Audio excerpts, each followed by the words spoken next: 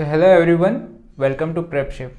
ठीक है, हमने फिजिकल वाटर क्वालिटी पैरामीटर्स पढ़ लिए थे लास्ट क्लास में। अब हम केमिकल वाटर क्वालिटी पैरामीटर्स पढ़ते हैं, है ना। क्या होता है केमिकल वाटर क्वालिटी पैरामीटर? ऐसे पैरामीटर्स जो हम फिजिकली नहीं देख पाते, हमें केमिकली उनको पता करना पड़ता है।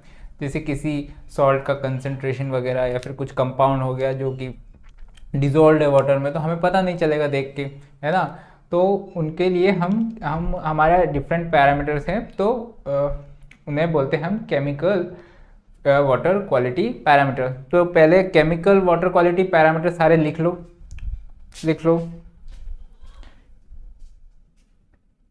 कि chemical water quality parameters for drinking water are: पहला पीएच, पी बड़ा H.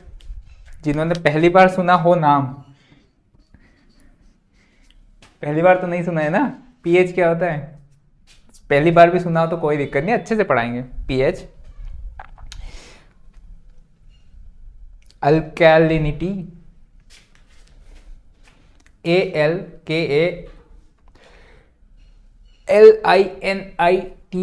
अल्कैलिनिटी। Hardness, third is hardness, HARDNESS hardness. चौथा डिजोल्व सॉलिड्स, हाँ डिजोल्व सॉलिड्स, DISSOLVED सॉलिड्स। क्योंकि सस्पेंडेड सॉलिड कहाँ पे आ रहा था हमारा फिजिकल में, डिजोल्व सॉलिड केमिकल में, क्योंकि हम उनको कुछ भी करके फिजिकली तो नहीं पता कर पा रहे थे। ठीक है, नाइट्रोजन, क्लोराइड, फ्लोराइड्स, ETC, है ना। मेन चार है, बाकी सब के सिर्फ हमें थोड़ा बहुत उनके बारे में पता होना चाहिए। ठीक है, पीएच हेडिंग लिखो, पीएच।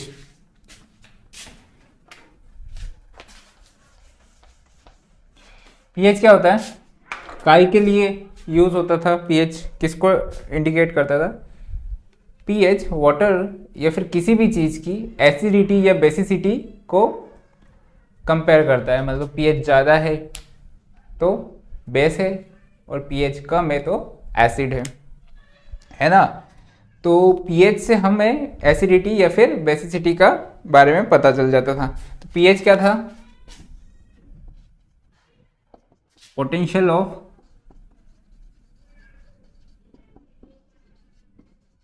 Hydrogen ion. यदि इसके वर्ड्स पे जाएं तो पोटेंशियल ऑफ हाइड्रोजन आयन मतलब, पोटेंशियल का मतलब वही वाला होता है जो जब हम इलेक्ट्रिक सेल्स वगैरह पढ़ते थे तो उसमें पोटेंशियल डिफरेंस आ जाता था हाइड्रोजन आयन के कारण। पर हमें उससे कोई मतलब नहीं, हमें क्या है कि हम बात करते थे पीएच मतलब कि हमें एसिडिटी या बेसिसिटी की पता चल जाएगा। जिसका पीएच जितना कम उतना ज़्यादा एसिडिक, जिसका पीएच जितना ज़्यादा उतना बेसिक। ठीक है, पीएच का फॉर्मूला क्या होता है? छोटा p होता है ये, और h बड़ा होता है, ये होता है log ऑफ 1/h प्लस का कंसंट्रेशन। और जो h प्लस का कंसंट्रेशन है ये होता है मोल्स पर लीटर। ठीक है, तो pH क्या हो जाएगा? Minus log of h plus ion. Moles per litre molarity भी होता है। ठीक है, मोल्स पर लीटर में ही आना चाहिए, और कोई सी यूनिट नहीं होगी, मिली मोल्स वगैरह कुछ भी नहीं आएगा। ठीक है, यदि पीएच ये है तो POH भी होगा। तो POH is minus log of OH minus concentration, same है ना, मोल्स पर लीटर में। किसी भी एक, जब हम एक सॉल्यूशन देखते हैं जिसमें H प्लस का कंसंट्रेशन भी होता है, OH माइनस का भी कंसंट्रेशन होता है। तो एक्सपेरिमेंटली हमने ये देखा है कि जो कंसंट्रेशन का मल्टीप्लिकेशन है ये होता है 10⁻⁻14। ऐसे सॉल्यूशन को हम बोलते हैं बफर सॉल्यूशन, है ना। बफर सॉल्यूशन मतलब ये क्या करते हैं कि ये इस तरह से एग्जिस्ट करते हैं कि इन दोनों का मल्टीप्लिकेशन इसके बराबर हो। यदि H प्लस घटेगा तो H बढ़ा देगा ताकि ये जो मल्टीप्लिकेशन है ये कांस्टेंट रहे, या फिर ये घटेगा तो ये बढ़ जाएगा, ठीक है। तो यदि हम इसका दोनों तरफ से लॉग लें तो ये हो जाएगा log of H plus plus log of OH minus equal to -14। Minus इधर ले आए हम तो ये हो जाएगा PH plus POH equal to 14। तो ये हमारा रिलेशन इन दोनों के बीच में एग्जिस्ट करता है, ठीक है। डेफिनेशन लिखो कि pH is the potential exerted exerted by H plus ions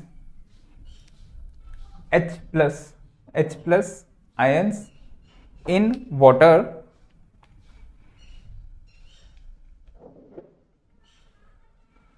pH value is the log of reciprocal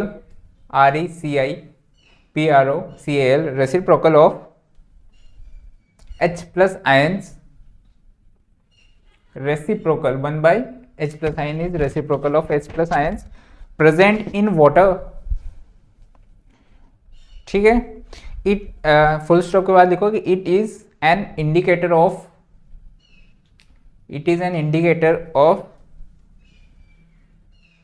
acidity और बेसिसिटी ऑफ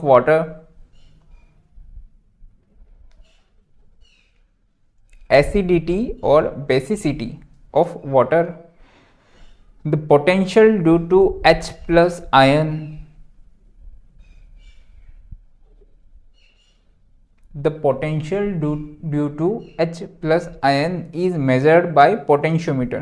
मैंने बताया था कि फ्यूल सेल्स जो अपना इलेक्ट्रिक सेल्स जो बनते थे केमिकल, हम जब 12th में पढ़ते थे इलेक्ट्रोकेमिस्ट्री, तो उसमें क्या रॉड्स वगैरह के बीच में पोटेंशियल वगैरह ना ऐसे कैलकुलेट करते थे, है ना। तो जब H प्लस आयन्स के कारण जितना पोटेंशियल वो एग्जर्ट कर रहा है उसको हम पोटेंशियल ऑफ हाइड्रोजन आयन बोलते हैं, ठीक है ना। और इन सिमिलर मैनर POH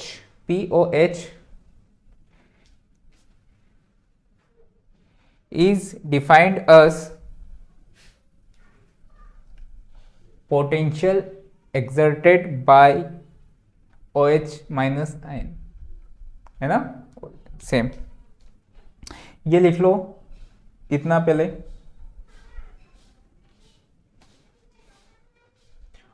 और माइनस इज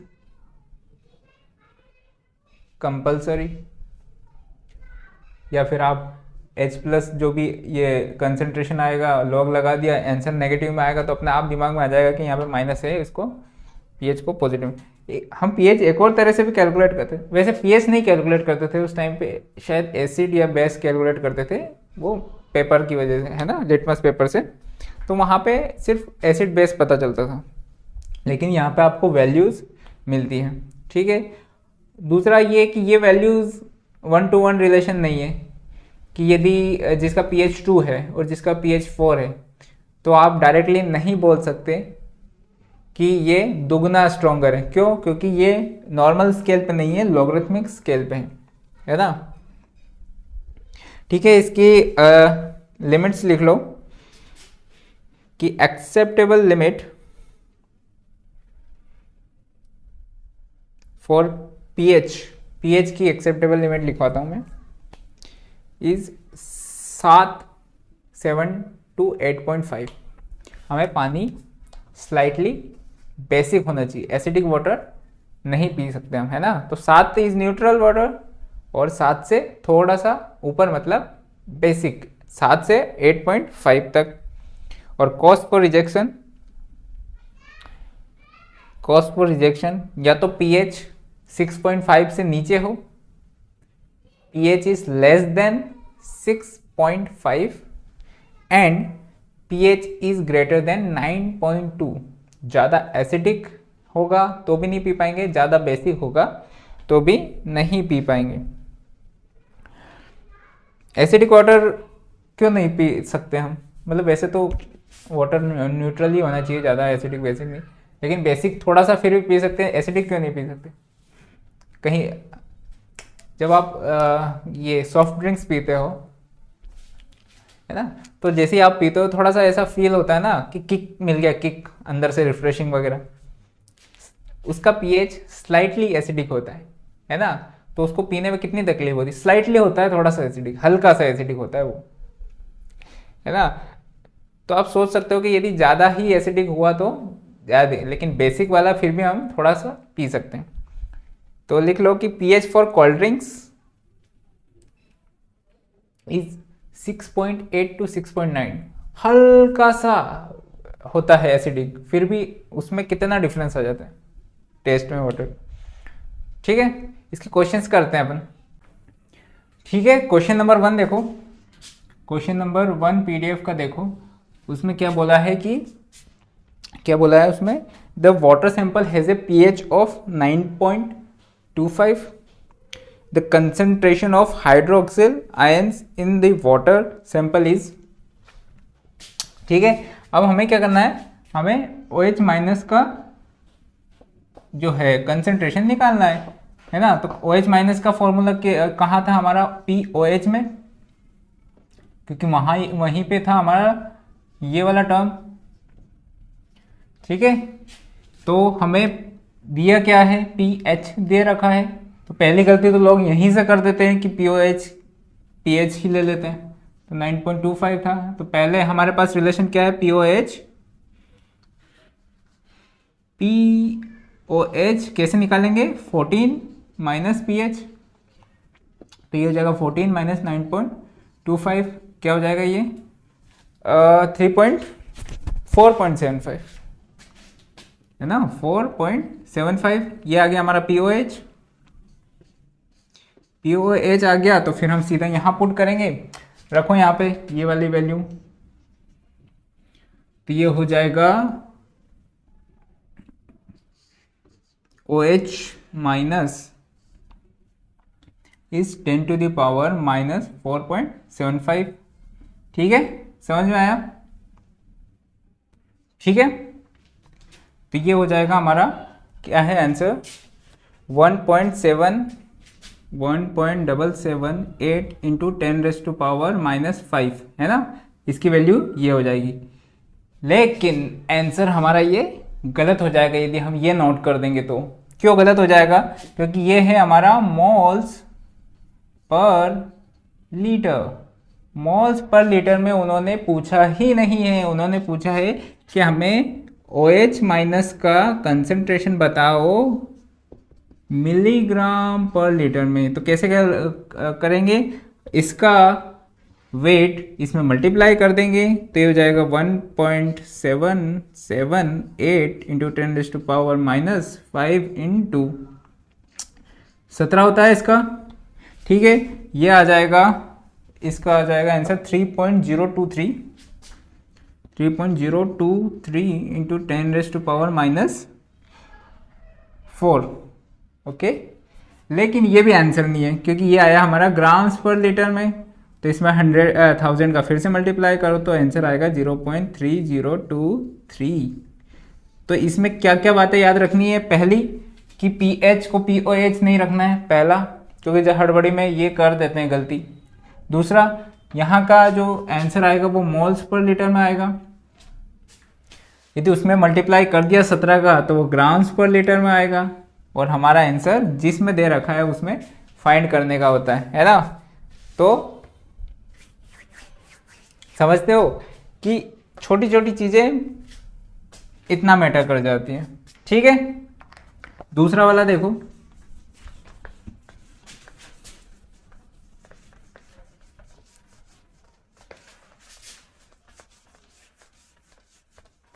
क्या है दूसरा वाला क्वेश्चन, पढ़ो जल्दी से, आप लोगों को ही करना है,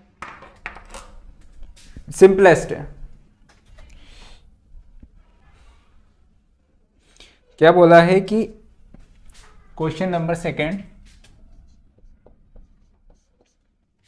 कि दो इंडस्ट्री है, पहली इंडस्ट्री का उन्होंने दे रखा है कि वहां से इफ्लुएंट आया, इफ्लुएंट मतलब वेस्ट वाटर, इफ्लुएंट है ना, from an industry A has a pH of 4.2। ठीक है, the effluent from another industry B has double the hydroxyl, तो जो हमारा OH माइनस यहाँ का है, किसका, B का, वो है 2 of OH minus of A, ये उन्होंने बोल रखा है। तो pH पूछा है उन्होंने, किसका, pH ऑफ B, ये pH ऑफ A है, ये pH ऑफ B पूछा है। ठीक है, तो हम क्या करेंगे, पहले POH A निकाल लेंगे। तो कैसे निकालेंगे, पहले POH ऑफ A निकाला, क्या हो जाएगा 14 माइनस pH, ये 4.2, तो हो जाएगा 9.8 if I am not wrong, या ठीक है। तो इससे H प्लस कंसेंट्रेशन क्या आ जाएगा, OH minus concentration will be 10 to the power minus 9.8, जो कि होता है, यही रहने दो, कोई दिक्कत नहीं है ना। अब हमारे पास ये जो कंसेंट्रेशन है, ये यहाँ पुट करो, कहाँ, यहाँ, तो ये है A का, तो OH minus of B will be 2 of 10 to the power minus 9.8। ठीक है, हमें POH ऑफ B पूछा है। ठीक है, P हो जाएगा minus log of OH minus B का कंसेंट्रेशन। ठीक है, रख दो ये वाली value, 2 into 10 raise to power minus 9.8। ठीक है, ये आंसर आ जाएगा कुछ 9.5 if I am not wrong. ठीक है, 9.5 आ जाएगा, जो कि आंसर नहीं है, क्योंकि उन्होंने POH नहीं पूछा है, POH नहीं पूछा है, उन्होंने क्या पूछा है, PH। क्योंकि गड़बड़ यही होती है, आता सबको है, PH ऑफ B पूछा है, तो वो हो जाएगा 4.5। ये है हमारा आंसर। क्वेश्चन नंबर थर्ड वाला भी देख लो।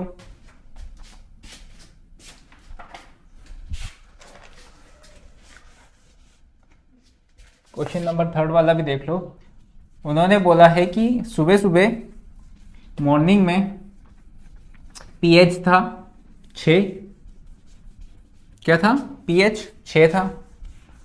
फिर क्या हुआ कि उसमें कुछ अलग से कहीं से वाटर आ गया और pH बढ़ने लगा, बढ़ते बढ़ते 24 घंटे बाद pH पहुंच गया 8 पे, है ना। तो यदि हम pH का वर्सेस टाइम का ग्राफ देखेंगे, pH वर्सेस टाइम ग्राफ, यदि ये 0 मतलब मॉर्निंग वाला ले लिया हमने, ठीक है, तो यहाँ पे क्या था, pH 6 का था, ये pH बढ़ा, यहाँ पे क्या हो गया, ये है 6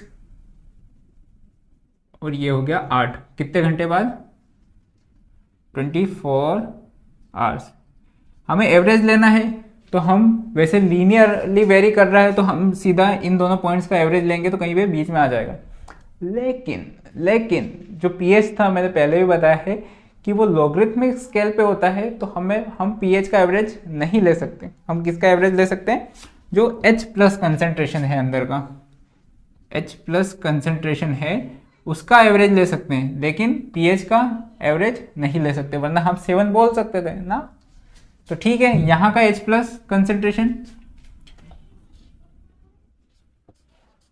P H plus sorry P H minus log of H plus concentration. ठीक है, तो मॉर्निंग का एच प्लस मॉर्निंग का क्या हो जाएगा 10⁻⁻⁶, और एच प्लस नेक्स्ट डे का 24 आवर्स का एक हो जाएगा 10⁻⁻8। अब इन दोनों का एवरेज ले लो तो 10⁻⁻6 प्लस 10⁻⁻8/2 इक्वस टू जो भी आएगा, और उसका माइनस log ऑफ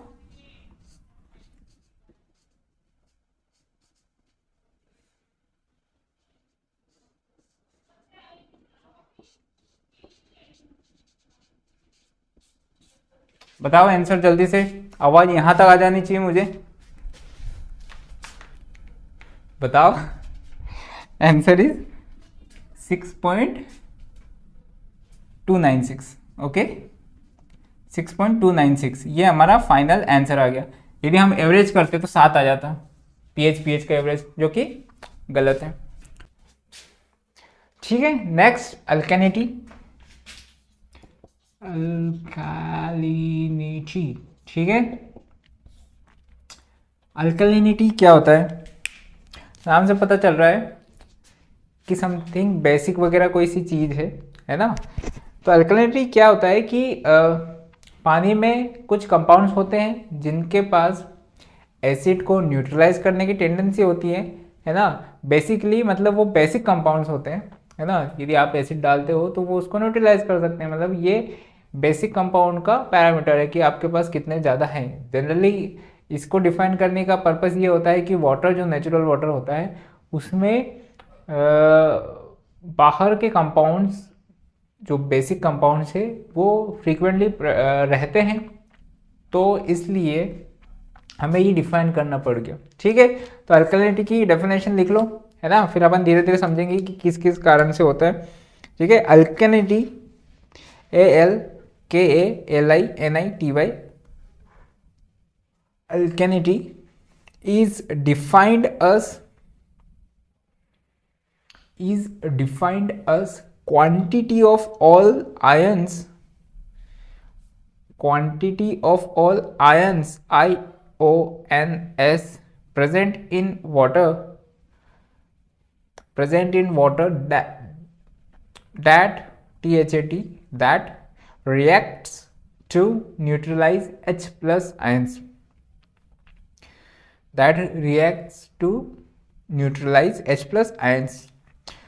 जल्दी जल्दी लिखो अब, है ना, स्पीड अप करते हैं। Alkalinity in water is due to presence of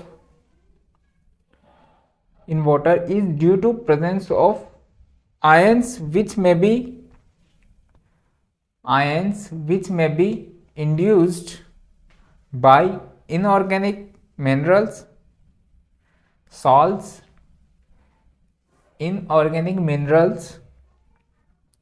salts, dissolved gases, or by dissolved organic matter. The major constituents of alkalinity present in the major constituents constituents of alkalinity present in naturally occurring water।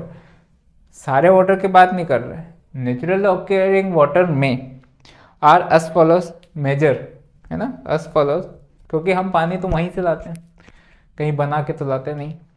ठीक है, कौन कौन से हैं? CO3 compound of CO3 2 HCO3- and OH-। ठीक है, इसे बोलते हैं कार्बोनेट।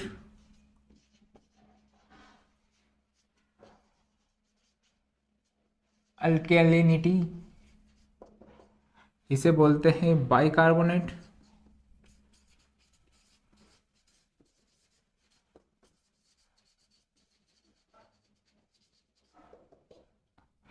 और इसे बोलते हैं कॉस्टिक।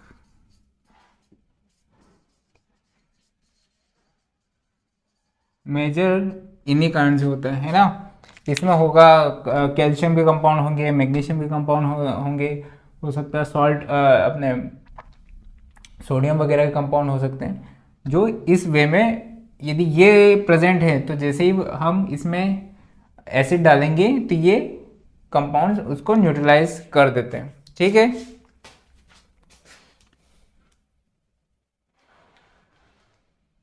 अदर उसके आगे लिखो कि in naturally occurring water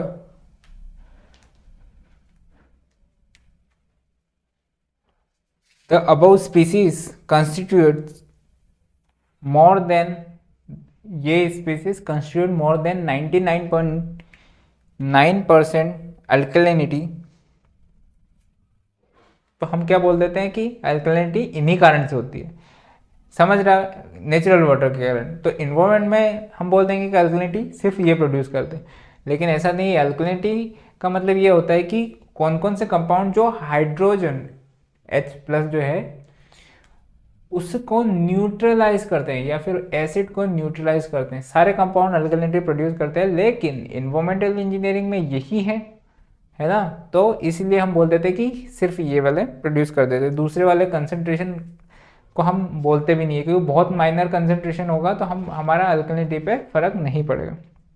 the minor constituent of alkalinity present in naturally occurring water, यहाँ पे जो नेचुरली ऑकरिंग वाटर है ना, ये मेन पॉइंट है कि हाँ इसमें ये है, बाकी तो आर अस फॉलोज।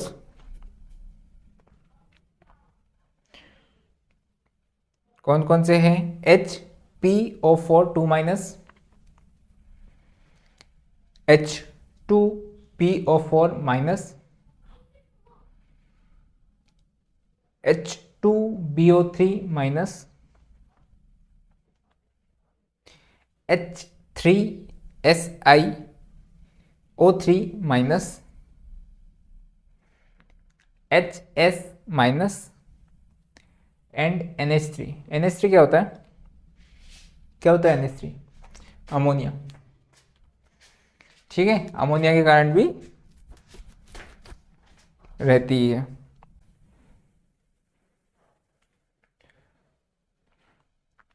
कि अल्कलिनिटी के कारण वाटर में क्या इम्पैक्ट्स आते हैं। पहला, alkalinity imparts bitter taste to water. Alkalinity, ये जो कंपाउंड है ये बीटर टेस्ट, वाटर का बीटर टेस्ट कर देते हैं, कड़वा। अल्कलिनिटी, सेकेंड वाला, alkalinity forms PPT and causes incrustation. Incrustation में बताया था, है ना, incrustation in pipes, various equipments and various water treatment system. ठीक है, और यूनिट लिखो, यूनिट ऑफ अल्कलिनिटी। हम क्या करते हैं, अल्कलिनिटी इसका मेजर, ये तीनों जो कंपाउंड है ये कंस्टिट्यूट करते हैं अल्कलिनिटी को, तो हम इन तीनों को एक ही कंपाउंड के रेस्पेक्ट में डिफाइन कर देंगे और सीधा का सीधा हम बोल देंगे कि इतनी अल्कलिनिटी है। ठीक है, तो यूनिट लिखो, alkalinity is represented in milligram per litre CaCO3। उसके दो कारण, मतलब उसका दो कारण है। एक तो CaCO3 का इक्विवेलेंट वेट क्या होता है, मैंने बताया था CaCO3 का 100/2 मतलब 50, है ना, तो इजी रहता है। और दूसरा ये कि उसका जो इसका कंट्रीब्यूशन है अल्कलिनिटी में ज़्यादा ही है ना, तो दोनों वे में रिलेवेंट रहेगा इन दोनों के ऊपर। मतलब इसको क्यों प्रेफर किया इन दोनों से ऊपर, इसके ही लिए, है ना। तो CaCO3 because its equivalent weight is 50 gram. CaCO3 का equivalent weight is 50 gram and it's PPT is formed in majority है ना। तो इसका मेजॉरिटी कंट्रीब्यूशन है and it also helps in relation with hardness. Hardness से भी रिलेशन बिठाने में सही रहता है, पढ़ेंगे जब हार्डनेस में। ठीक है, उसके लिए उसका क्वेश्चन देखो, एक क्वेश्चन नंबर 4 है ना। क्वेश्चन देखो, उसमें उसमें है ना इन तीनों का क्या दे रखा है, पढ़ो जल्दी। क्वेश्चन नंबर 4, क्वेश्चन नंबर 4 में इन तीनों का कंसंट्रेशन दे रखा है और हमें पूछा गया कि अल्कलिनिटी कितनी है। ठीक है, तो CaCO3 का दिया है, सॉरी CO3 2- का दिया है 210 to 10 मिलीग्राम पर लीटर।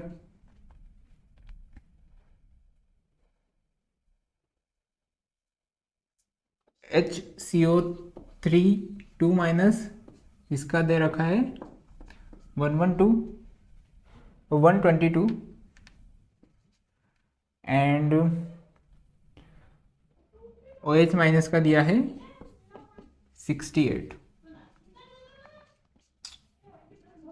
ठीक है, अब हमें इन तीनों को किसके रिप्रेजेंट में करना है, milligram per litre of CaCO3। ठीक है, इसका इक्विवेलेंट वेट बताओ जल्दी से, क्या था, 30 था, इसका 61 था, 17 है ना, और इसका 50। तो सीधा सीधा हम क्या कर लेंगे, concentration 210 divided by equivalent weight of this into equivalent weight of this plus 122। हमने सारे इन सबको इसके इसके वेट के बराबर इक्वेट कर दिया। ठीक है, इसके रूप में रिप्रेजेंट कर दिया। 61 हमारा 61 is equivalent weight of H bicarbonate का HCO3 का, और 50 प्लस 68/17 इंटू 50 कितना होता है, कैलकुलेट करके बताओ मेरे को। ये आ जाएगा 650 milligram per litre of CaCO3। तो ये हो गया हमारा अल्कलिनिटी, है ना। एक ही बार में हमने बता दिया, ये कंसंट्रेशन था लेकिन हमने एक ही साथ बता दिया कि इतनी अल्कलिनिटी है। ठीक है, तो इसका फॉर्मूला लिख लो कि alkalinity in milligram per litre as CaCO3 equals to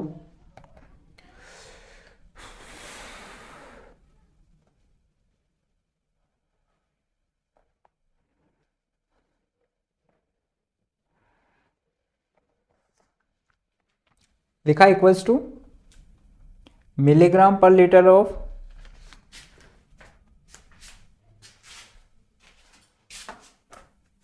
CO3 2-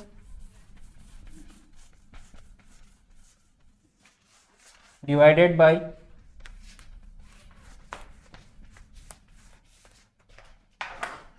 ये लिखा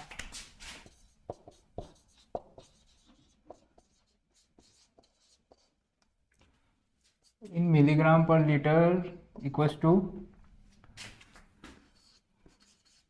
milligram per litre of CO3 2- upon equivalent weight of CO3 2- अभी जो किया था वही लिखवा रहा हूँ, इंटू इक्विवेलेंट बहुत गर्मी है यार, इक्विवेलेंट वेट ऑफ CaCO3। ठीक है, plus milligram per litre of HCO3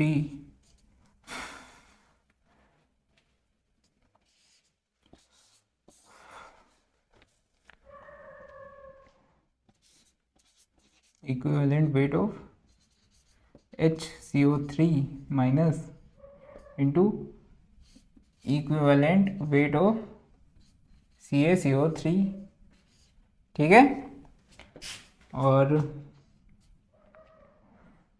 milligram per litre of OH minus divided by equivalent weight of OH minus into equivalent weight of CaCO3। इससे हमें एक ही टर्म्स के रेस्पेक्ट में मिल जाएगा। कुछ नहीं किया हमने, इक्विवेलेंट वेट का डिवाइड किया और मल्टीप्लाई किया, डिवाइड उसी के कंसेंट्रेशन से उसी के इक्विवेलेंट वेट का, ठीक है। लैब टेस्ट हम इसको फाइंड कैसे करते हैं एक्चुअली में, लैब टेस्ट करके, जो सबने किया है, लगभग सभी ने किया है ना। क्या किया हमने, टाइट्रेशन किया है। टाइट्रेशन करते थे हम, कैसे करते थे टाइट्रेशन, हम कैसे करते थे कि हम पानी लेते थे, उसमें कुछ डाल देते थे इंडिकेटर वगैरह, फिर इधर से वो चालू करके ऐसे ऐसे हिला के फिर देखते थे उसका कलर चेंज होके, फिर वो नोट करके ऐसे कैलकुलेट करते थे, ठीक है। तो हम जब भी ये अल्कलिनिटी वगैरह कैलकुलेट करते हैं तो उसमें इंडिकेटर यूज़ करते हैं। तो इंडिकेटर्स के बारे में लिख लो कि इंडिकेटर लिख लो, जनरली दो टाइप के इंडिकेटर होते हैं, एसिड के लिए, बेस के लिए, है ना। तो जहाँ एसिड के लिए यूज़ करना है तो वहाँ एसिडिक, जहाँ बेस के लिए करना है वहाँ पे बेसिक। तो an indicator is a substance which is either a weak acid or weak base which shows characteristic change in, किस में चेंज करेगा, कलर में, है ना। Characteristic change in colour at certain range, मतलब ऐसा नहीं है कि वो हर वक्त ही चेंज करता है, एक रेंज में। मान लो पीएच का जो रेंज है, मान लो सपोज करो कि 7 से 8 के बीच में रेंज है उसका, तो उसी में कलर चेंज करेगा वो, उसका ऊपर अलग कलर रहेगा और उसके नीचे अलग कलर रहेगा। They are used to find out end point of titration, क्योंकि हमें कलर चेंज होगा तो पता चल जाएगा कि यहाँ पे टाइट्रेशन का अंत है, and the indicators which change their color in acidic environment are referred as acidic indicator, and those which change their color in alkaline environment are referred as alkaline indicator। तो जो हमारा मोर कॉमन इंडिकेटर है phenolphthalein, spelling क्या है इसकी,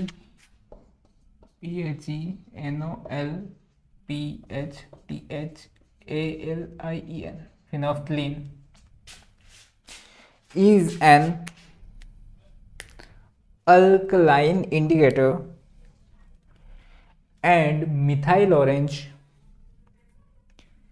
is an acidic indicator, ठीक है।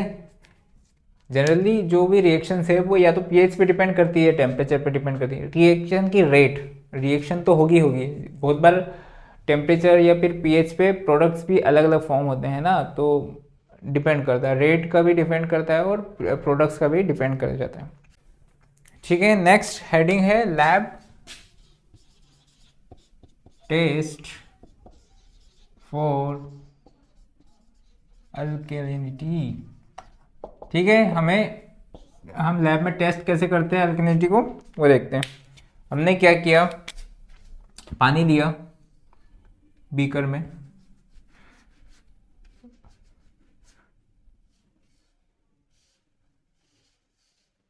ठीक है, इसमें पानी ले लिया, और हमारा जो टाइट्रेशन का सेटअप रहता है समथिंग लाइक दैट, सबने देखा है, फर्स्ट ईयर में किया भी है सबने, ठीक है, क्लैंप और ऐसा कुछ रहता है। ठीक है, यहाँ पे ग्रेजुएशन रहता है और ग्रेजुएशंस रहते हैं। और सपोज करो ये हमारा इसमें लिक्विड है। कौन सा लिक्विड है हमारे अल्कनिटी में, कौन सा यूज़ करते हैं हम, इट इज़ H2SO4 से टाइट्रेशन करते हैं, इसे टाइट्रेंट बोलते हैं ना जो इसमें है लिक्विड। ठीक है, H2SO4 ये हुआ हमारा H2O पानी। यहाँ पे जो H2SO4 हम यूज़ करते हैं वो 0.02 N इज नॉर्मल H2SO4। ठीक है, ये उसका कंसंट्रेशन है ये वाले टाइट्रेंट का। ठीक है, हम क्या करते हैं, पहले रिएजेंट डालते हैं, कौन सा वाला, फिनोफ्थलीन डालते हैं, फिर मिथाइल ऑरेंज डालते हैं। तो क्या करते हैं हम, पहले सबसे पहले इसमें फिनोफ्थलीन डालते हैं, है ना, तो इसका कलर, पानी का कलर हो जाता है पिंक कलर। फिर हम है ना टाइट्रेशन चालू कर देते हैं और हल्का सा धीरे धीरे हम H2SO4 पानी में मिलाना चालू करते हैं। जैसे ही पहले ये अल्कलिनिटी है, मतलब ये बेसिक साइड पे है, pH इसका 7 से ज़्यादा है ना, अल्कलाइन है ये वाटर, है ना। फिर उसके बाद हम इसमें जब H2SO4 डालते रहते हैं तो इसका pH धीरे धीरे कम होगा, है ना, एसिडिक की तरफ वो करेगा। इसमें क्या होता है, जैसे ही हम धीरे धीरे इसमें टाइट्रेशन करते हैं तो इसका कलर जो पिंक है वो चेंज हो जाता है। जब ये पिंक से कलरलेस हो जाता है तो हम बोलते हैं कि फर्स्ट स्टेज कंप्लीट, है ना, क्योंकि इंडिकेटर का काम यही है कि हमें बता देता है कि कितना, मतलब कहाँ पे हमें टाइट्रेशन रोकना है। फिर हम डालते हैं मिथाइल ऑरेंज जो कि येलो कलर का हो जाता है, फिर पानी येलो कलर का हो जाता था। फिर हम वापस से इसका टाइट्रेशन करते थे, ऐसे हिलाते थे, है ना, धीरे धीरे, और जब ये ऑरेंज होने लग जाता था, है ना, तो हम टाइट्रेशन रोक देते थे। मतलब पहले चेंज हुआ पिंक से कलरलेस, ये हो गया फर्स्ट स्टेज। सेकेंड स्टेज में येलो टू ऑरेंज, और हमारा टाइट्रेशन खत्म हो जाता था। यहाँ से जितनी भी क्वांटिटी यूज होती थी उससे हम रिलेशन निकालते थे और हम बोल देते थे कि इतना इसकी अल्कलिनिटी है। ठीक है, तो रिलेशन इज कि जितना ml H2SO4 यूज होता था, ml बोल रहा हूँ, जितना ml H2SO4 यूज होता था उतना ही अल्कलिनिटी रहती थी milligram per litre as CaCO3, क्योंकि हमारी यूनिट क्या है अल्कलिनिटी की, CaCO3। ठीक है, तो लिखो कि अल्कलिनिटी इज, ये प्रोसीजर लिखवाता हूं मैं, alkalinity is expressed in milligram per litre as CaCO3 and its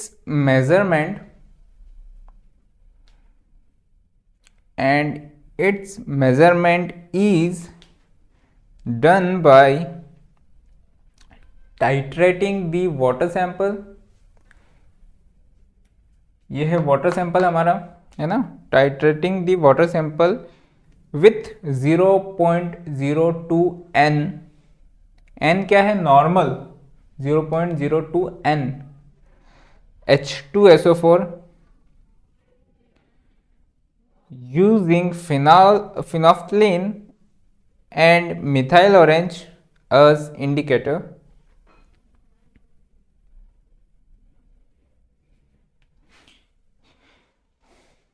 The titrant used is 0.02 N H2SO4 because इसको कोमा में इन्वर्ट उसमें कर लेना, हाईलाइट कर लेना इसको कि 1 ml of 0.02 N 1 ml of 0.02 NH2SO4 0.02 NH2SO4 reacts with 1 milligram of alkalinity CaCO3 CaCO3 है ना। ठीक है, इसका टोटल अब क्या करते हैं, हम ये चेक करते हैं कि एक्चुअल में हुआ क्या है। ये तो प्रोसीजर था कि हम इस वे में टाइट्रेशन करते हैं, लेकिन एक्चुअली में होता क्या है वो देखो।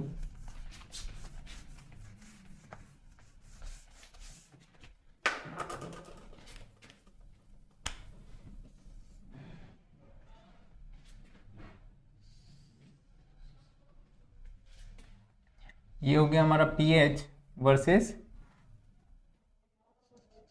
ml of H2SO4। ठीक है, 0.02 N। स्टार्टिंग में कुछ pH रहा होगा, 7 से ऊपर ही रहा होगा क्योंकि अल्कलाइन सॉल्यूशन है। ठीक है, तो ये भी 10 pH ना। यहाँ पे इस वक्त क्या क्या होंगे, इस वक्त यहाँ पे OH माइनस होंगे, CO3 2 माइनस होगा, HCO3 माइनस होगा। ठीक है, क्योंकि अल्कलिनिटी हमारी इन्हीं कारण से होती है। जैसे ही हमने पानी डाला, हमने एसिड डाला, तो एसिड डालते हैं तो क्या होगा, उसको न्यूट्रलाइज करेंगे क्योंकि ये इनका काम ही यही है। तो सबसे पहले ये भगेगा, है ना, क्योंकि pH हमारा 7 से ऊपर है। ठीक है, तो हमारा ये भगेगा सबसे पहले OH माइनस H प्लस से, क्योंकि ये H प्लस देगा, रिएक्ट करके H2O बना देगा। साथ ही क्योंकि ये pH रेंज जो है 7 से ऊपर, इसमें OH माइनस है ना, वो ज़्यादा एक्टिव है। फिर उसके बाद ये वाला लगभग सारे pH रेंज में एक्टिव है। तो जो हमारा CO3 2 माइनस है वो रिएक्ट होगा किससे, वो भी H प्लस से रिएक्ट होगा। तो CO3 2 minus react with H plus और ये बनाएगा H CO3 2 माइनस या फिर H2CO3। ये बनेगा या ये बनेगा, ये डिपेंड करता है कि उस समय pH क्या है। क्योंकि जैसे ही हमने H2SO4 डाला, हम धीरे धीरे ऐड करते हैं तो अचानक से pH ड्रॉप नहीं होगा, है ना। तो जो HCO3 2 माइनस है वो, उसका एग्जिस्टेंस होता है 8.3 pH से ऊपर, और जैसे ही 8.3 pH से नीचे जाएगा तो फिर इसका एग्जिस्टेंस हो जाएगा। ठीक है, तो हमने क्या किया, पहले टाइट्रेशन स्टार्ट किया, pH डिक्रीज होना स्टार्ट हुआ। यहाँ पे pH जब 8.3 हो जाता है तब कौन कौन से रिएक्ट करते हैं। एक तो हमारा OH माइनस रिएक्ट करके किससे, H प्लस से रिएक्ट करके क्या बना देगा, वाटर H2O। ठीक है, दूसरा CO3 2 माइनस ये रिएक्ट करके ये बना देगा HCO3 माइनस। ठीक है, यहाँ पे H2CO3 भी बन सकता था, लेकिन अभी pH सूटेबल नहीं है H2CO3 के लिए, है ना। तो मैं इसको काले कलर से लिख देता हूँ। क्यों बताओ जल्दी से, क्योंकि हमारे पास एक ये है ऑलरेडी और आधा इसके कारण भी आ गया, है ना। तो दोनों हमें अलग अलग मालूम पड़ जाए इसलिए मैंने लिख दिया। नाउ जब 8.3 है तब तक जितना भी OH माइनस है वो सारा रिएक्ट होके ख़त्म हो जाएगा इस pH पे। जैसे ही pH इसके नीचे आएगा मतलब हमारे पास श्योरिटी हो गई कि अब OH माइनस तो नहीं है ना। अब क्या क्या बचा, एक तो ये बचा, है ना, जो रिएक्शन से फॉर्म हुआ ये वाला, ये भी नहीं है, ये बचा अभी, और ये बचा है। फिर हम और ऐड करना चालू कर दिए, है ना, तो और जो pH है हमारा डिक्रीज होके 4.5 तक आ जाएगा, है ना। तब तक जितना भी है, क्योंकि ये प्लस जो हमारा ऑलरेडी वाला है HCO3 2 माइनस, ये भी H प्लस से रिएक्ट हो जाएगा और ये बनाएगा H2CO3, ठीक है। तो जब 4.5 pH हो जाएगा तब तक सारे के सारे कंपाउंड रिएक्ट होके ख़त्म हो जाएंगे, ठीक है। तो हम बोलेंगे कि हमारा टाइट्रेशन ख़त्म हो गया, ठीक है। यहाँ पे क्या क्या है, एक तो हमारा ये वाला है HCO3 minus plus H plus will give, दिख रहा है क्या, H2CO3, ये ना, ये दोनों रिएक्शन। और एक हमारा सेम किसके साथ है, इसको यहां लिखूं क्या अंदर, HCO3 minus plus H plus will give you H2CO3, और एक हमारा हो जाएगा HCO3 minus plus H plus will give you H2CO3। ये जो HCO3 माइनस है, यहाँ तक जितना भी CO3 है वो सारा का सारा कन्वर्ट हो जाएगा, लेकिन हमें ये देखना है कि जो CO3 2 माइनस कार्बोनेट है उसने क्या किया, उसको जितना H प्लस चाहिए था, जितना भी चाहिए था, उसने आधा यहाँ तक लिया और आधा यहाँ तक लिया।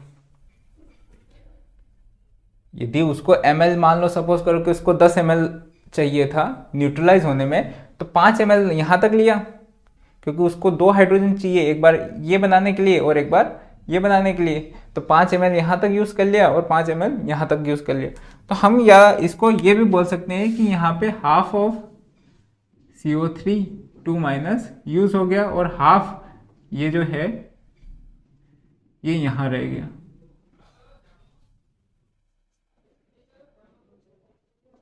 समझ में आया क्यों हुआ ये, क्योंकि यहाँ पे H प्लस के लिए सिर्फ एक हाइड्रोजन, OH माइनस के लिए सिर्फ एक हाइड्रोजन चाहिए था, इसको भी एक ही हाइड्रोजन चाहिए था, इन भाई साहब को 2 हाइड्रोजन चाहिए थे, तो पहले उन्होंने यहाँ तक यूज़ किया फिर यहाँ तक यूज़ किया। ये वाले पॉइंट को हम यहाँ पे हमारा फिनोफ्थलीन का काम ख़त्म हो जाता, तो इसको फिनोफ्थलीन, और यहाँ पे हमारा टाइट्रेशन एंड हो जाता है, तो ये मिथाइल ऑरेंज, हमारी जो टोटल अल्कलिनिटी होती है, टोटल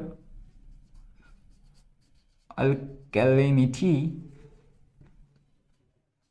इज दिस, ठीक है। यदि कोई बोले कि मिथाइल ऑरेंज अल्कलिनिटी है तो वो टोटल अल्कलिनिटी ही है। तो लिख लो, ये कर्व बना लो पहले। क्या पता चल रहा है इसमें कि पहले सबसे पहले OH माइनस रिएक्ट करता है, pH जब 8.3 होता है तब तक OH माइनस रिएक्ट करके ख़त्म हो जाता है। इसके नीचे OH माइनस नहीं बचा अभी। ये जो CO3 2 माइनस है कार्बोनेट, ये भी 8.3 तक सारा ख़त्म हो जाता है, लेकिन बचता क्या है, उसका एक प्रोडक्ट, क्योंकि उसने सारा हाइड्रोजन अभी यूज़ नहीं किया है, एसिड है ना, H प्लस है, और HCO3 माइनस बचता है। फिर इस 8.3 के नीचे सारा का सारा HCO3 माइनस, या फिर हम कहें बाइकार्बोनेट बचता है। कौन कौन से 2 हैं, एक तो ऑलरेडी एग्जिस्टिंग वाले जो थे ही थे, और एक जो इसने फॉर्म किया कार्बोनेट के कारण फॉर्म हुआ, फिर वो भी H2CO3 बन के खत्म हो जाता है, ठीक है। तो लिखो,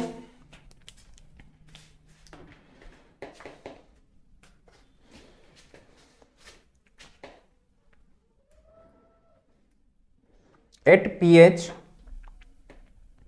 8.3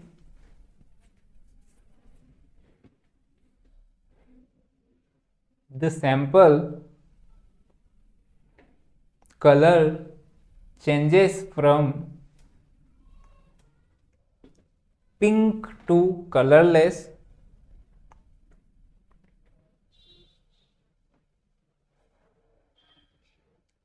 and we called this point as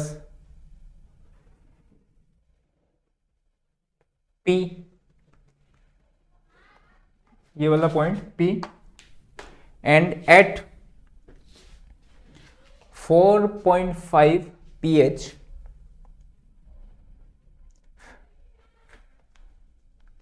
sample color changes from yellow to orange, YELLO to orange, and this point we call as MO या फिर मिथाइल ऑरेंज MO और total alkalinity.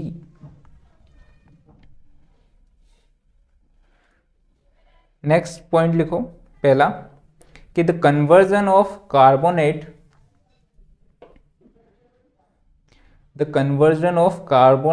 To bicarbonate to bicarbonate get completed at pH of 8.3 at pH of 8.3 है ना, 8.3 के pH पे complete हो जाएगा। But the resultant bicarbonate still required acid for its complete neutralisation. अभी तो सिर्फ बाइकार्बोनेट में हुआ है, फिर हमें H2CO3 में भी करना है।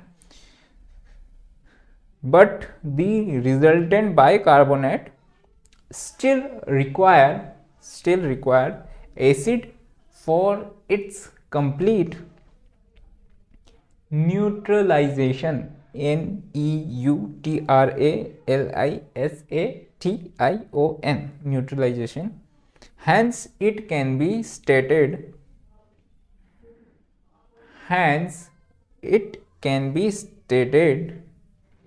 half of carbonate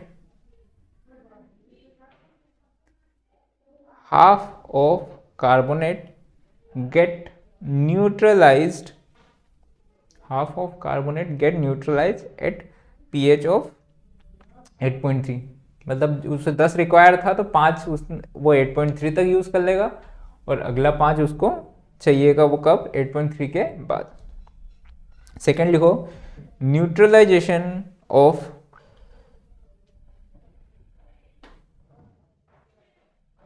H plus by OH minus, neutralization of H plus by OH minus is also completed at pH of 8.3।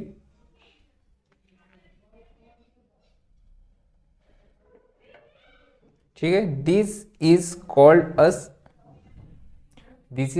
as and of first stage of titration. पहला स्टेज जहां पे फिनोफ्थलीन हमारा indicate कर देता है तो वो हो जाता है पहला stage. So this is called as end of first stage of titration. Third point लिखो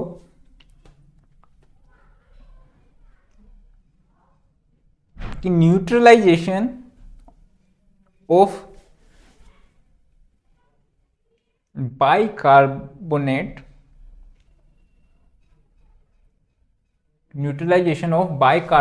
और ओरिजिनली प्रेजेंट, जो पहले से प्रेजेंट था, and that formed due to carbonate gets completed at pH of 4.5. This is called as end of second stage of titration. This is called as end of second stage of titration or simply end of titration, है ना।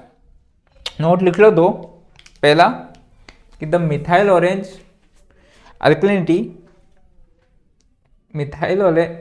Alkalinity is also referred as total alkalinity, क्योंकि उसके बाद and हो जाता है, मतलब वहाँ पे अब बचा नहीं है ना कुछ भी रिएक्ट होने के लिए।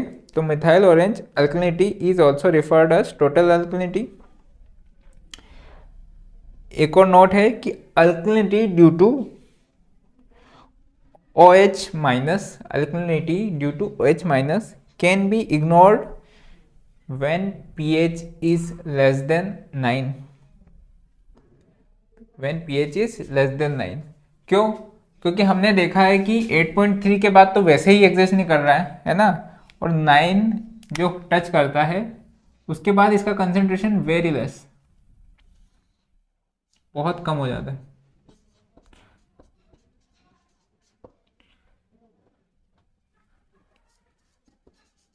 Is very less.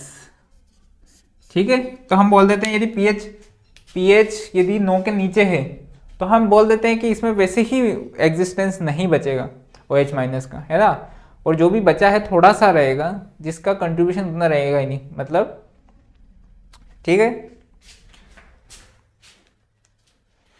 इसमें यदि कोई बोले कि total alkalinity is P point पे टोटल अल्कलिनिटी है, तो इससे हम क्या रेफर कर सकते हैं, इन्फर कर सकते हैं कि हमारा जो ये वाला सेगमेंट है ये है ही नहीं, तो ये इसमें दो कंपाउंड कौन कौन से हैं,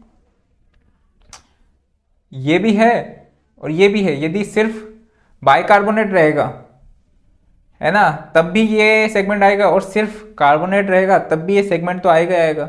यदि ये सेगमेंट नहीं आ रहा है, टोटल अल्कलिनिटी यहाँ ही खत्म हो रहा है टाइट्रेशन हमारा, तो मतलब सिर्फ OH माइनस ही है वाटर में, ये दोनों नहीं है। ठीक है, ये हम इस चीज़ से इन्फर कर सकते हैं। ठीक है।